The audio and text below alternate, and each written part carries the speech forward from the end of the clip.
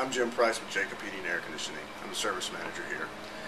I get often asked questions on how can I save money on my utility bill. Well, truthfully, there are several ways you can save money on your utility bill.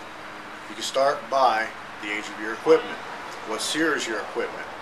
We can get somebody out to evaluate your system, the ductwork, insulation in the attic, possibly a heat recovery unit on the hot water heater, which will raise the efficiency of the equipment and also produce free hot water for you.